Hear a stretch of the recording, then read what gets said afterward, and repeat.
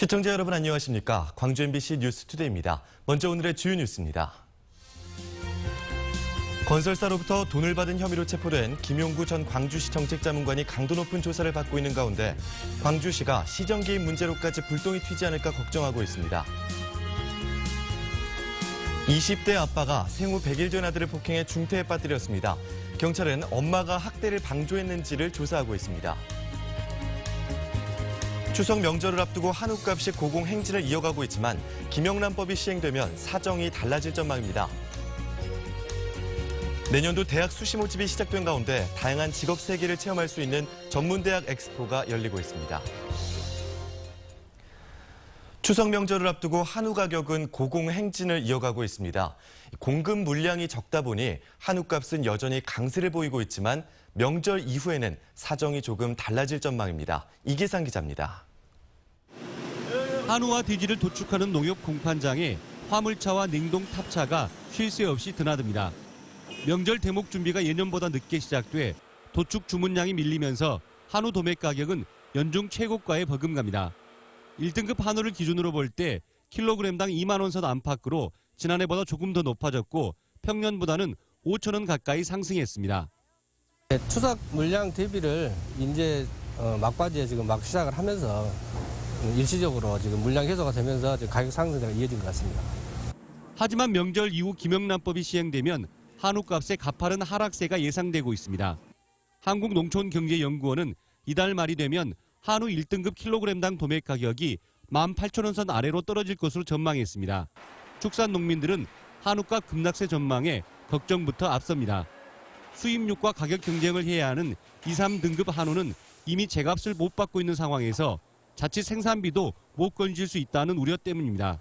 농민들은 송아지 입식마저 주저하고 있습니다. 그 수입육의 어떤 그 시장 대체를 농가들도 알고 있기 때문에 아무래도 조금 관망세로 전환이 되고 좀 주저하게 되고 있기 때문에 송아지 가격도 지금은 조금 약세로 전환이 된 경향이 있습니다. 한우값이 너무 높으면 소비자 외면으로 시장 자체가 흔들릴 수 있어서 마냥 반길 수도 없고 그렇다고 가격이 떨어지길 바랄 수도 없는 것이 한우 농가의 고민입니다. 농촌경제연구원은 축산 농가들이 안정적인 경영을 하기 위해서는 한우 생산비를 낮추려는 지속적인 노력을 해야 한다고 강조했습니다. MBC 뉴스 이계상입니다. 경기가 침체를 벗어나지 못하면서 서민들의 팍팍한 살림이 펴지지 않고 있습니다. 이런 불경기 속에서도 추석을 앞둔 시골장은 명절 대목으로 그나마 생기가 넘치고 있습니다. 최진수 기자가 보도합니다. 연희 때 시골장은 오전 10시가 지나면 한산해집니다. 하지만 명절을 앞둔지라 정오가 가까울 때까지 장을 보는 인파가 제법 북적입니다. 생선가게 주인은 제철을 맞은 전어와 낙지, 제수용품이 잘 팔려 쏠쏠합니다. 조기 뱅치 장대요. 그리고 저 모름 반찬도 잘 나가고요. 장성한 자식과 손주를 기다릴 어머니는 햇밤 한 주먹을 한 보따리 채운 장바구니에 보탭니다. 명절에는 떡집을 빼놓을 수 없습니다. 손꾼 주인의 맛보기 인심이 행인들의 발길을 붙잡습니다. 시골은 아무래도 바쁘니까 아침 일찍 한 7, 6시에서 10시 사이가 제일 바빠요. 고랭지 배추 한 포기가 10,000원, 세발낙지 한 마리가 5,000원까지 올랐지만 차례를 지내고 가족 친지를 맞이해야 할 명절 풍속이 물가 부담을 뛰어넘습니다. 이번 명절은 5일 연휴로 이어져 귀성 인파가 늘어나고 그만큼 전통시장 경기도 더 살아날 것이라는 기대가 큽니다. 경기는 침체돼 있지만 긴 폭염 끝에 찾아온 추석 대목이 상인들에게 활기를 불어넣고 있습니다. MBC 뉴스 최진수입니다. 전남의 한 건설사로부터 돈을 받은 혐의로 김용구 광주시청 정책자문관을 체포한 검찰이 강도 높은 조사를 벌이고 있습니다. 김 전 자문관이 혐의를 강하게 부인하는 가운데 검찰은 다른 건설사로도 수사를 확대하고 있습니다. 김철원 기자가 취재했습니다. 서울에서 김용구 광주시 전 정책자문관을 체포해 광주로 압송한 광주지검 특수부는 김 자문관을 상대로 건설사로부터 돈을 받은 혐의에 대해 강도 높은 조사를 벌이고 있습니다. 검찰은 해당 건설사의 비리 의혹을 수사하던 중 비자금 파일에서 김 전 자문관 측으로 억대의 돈이 흘러간 정황을 포착한 것으로 전해졌습니다. 김 전 자문관은 코스닥 상장을 원하는 건설사에게 컨설팅을 해주고 받기로 한 정당한 대가라고 주장하는 것으로 알려졌습니다. 검찰은 해당 건설사 말고도 지역의 다른 중견 건설사들과 김 전 자문관과의 비리 의혹에 대해서도 조사 중인 것으로 전해졌습니다.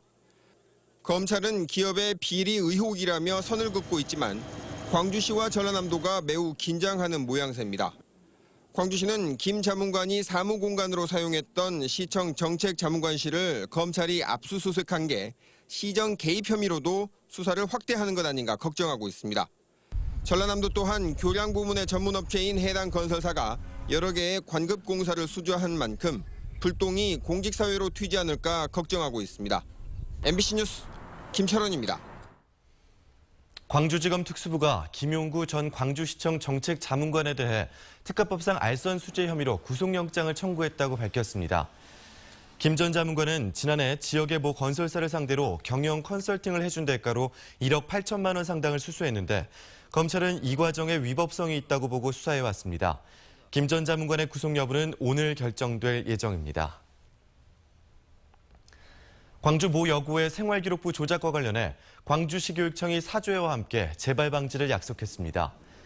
교육청은 학교 현장에서 공정하고 또 투명해야 할 생기부가 허위로 기재되거나 무단으로 수정되는 사건이 발생해 학부모와 시민들에게 사죄드린다고 밝혔습니다.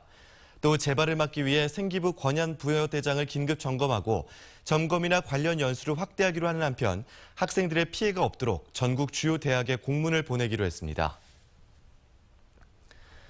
영광의 칠산대교 사고는 부실 시공으로 인해 발생한 것으로 최종 확인됐습니다. 익산지방국토관리청 사고조사위원회는 다리 상판을 임시로 고정하는 강봉과 강봉을 나사식으로 연결하는 장치인 커플러가 설계 시공 순서대로 연결되지 않아 강봉 일부가 설계 길이보다 짧게 시공되면서 고정장치가 하중을 견디지 못해 사고가 일어났다고 결론지었습니다. 익산청은 조사 결과를 토대로 시공업체와 용역업체 관계자를 행정처분할 계획이며 경찰 역시 관계자들의 입건을 검토하고 있습니다.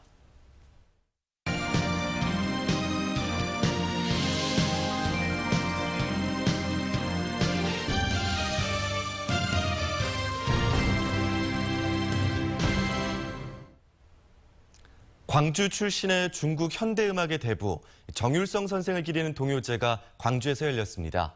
정율성 선생의 예술혼을 기리고 한중 친선을 위해 마련된 이번 동요제의 수상팀들은 중국 베이징에서도 공연을 펼칠 예정입니다. 박수인 기자입니다.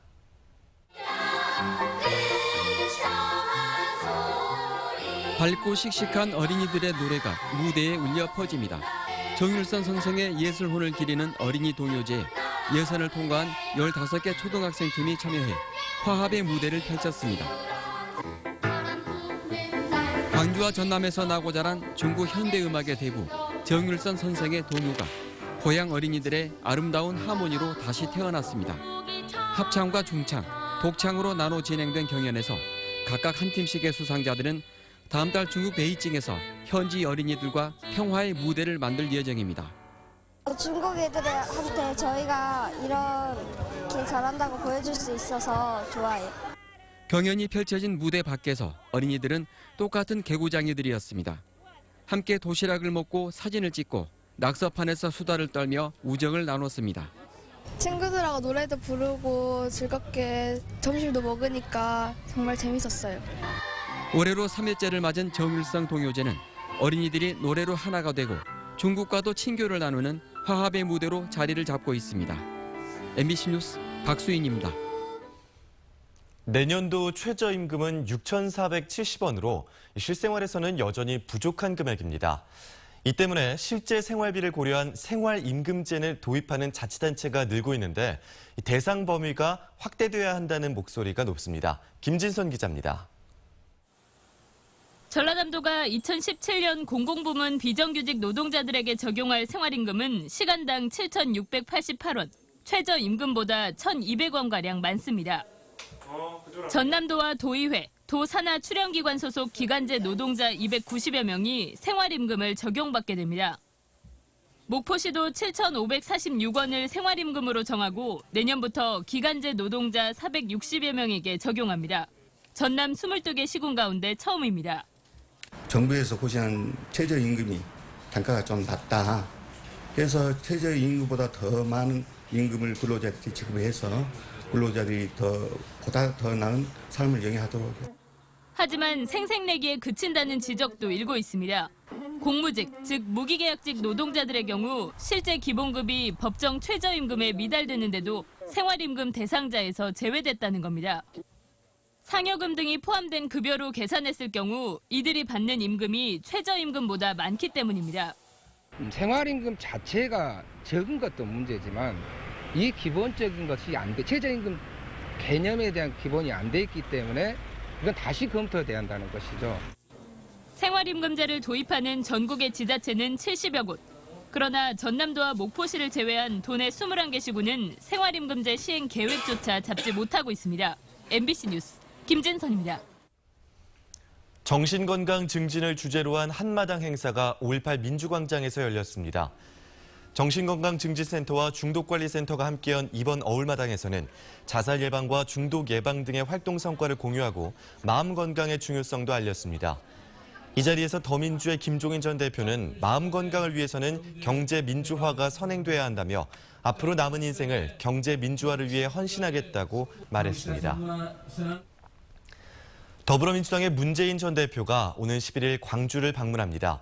문재인 전 대표는 광주 그린카 진흥원에 들러 친환경차 클러스터 사업에 대한 추진 현황을 보고받고 저녁에는 광주 지역 위원장들과 만찬 간담회를 할 예정입니다. 비공개로 예정된 문 전 대표의 이번 광주 방문은 추석을 앞둔 민생 행보로 풀이됩니다.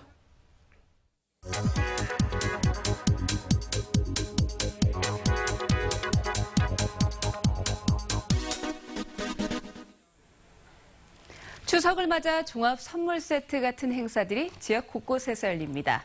소개해드리도록 할게요. 오늘 13일 5시에 유스케어 야외무대에서는 판소리와 무용 등을 감상할 수 있는 한가위 국악 한마당이 펼쳐지고요. 그리고 14일부터 닷새 동안 국립광주박물관에서는 전통놀이를 하고 영화를 볼 수 있는 자리를 마련합니다. 그리고 같은 기간 동안 광주시립민속박물관에서는 명절 음식도 만들고요. 공예 체험도 하는 한가위 민속문화 한마당 잔치를 엽니다. 추석 연휴 마지막 날인 18일에는요. 무등산 전통문화관에 들르면 전통타악과 국악가요를 맛볼 수가 있습니다. 영암 농업박물관에서도 13일부터 이틀 동안 송편 만들기 등 다양한 체험 프로그램을 운영합니다. 그리고 순천 나간읍성 민속마을에서는 연휴 동안 전통 공연과 형틀 체험 등 다채로운 추석맞이 행사를 기획하고 있습니다. 문화체육관광부는 이번 주말부터 한 주를 한가위 문화 여행 주간으로 지정을 했는데요. 영화관과 자연휴양림 등에서 할인 혜택도 제공한다고 하니까 문화예술과 함께 더 풍성한 한가위 누리시길 바랍니다. 카드뉴스였습니다.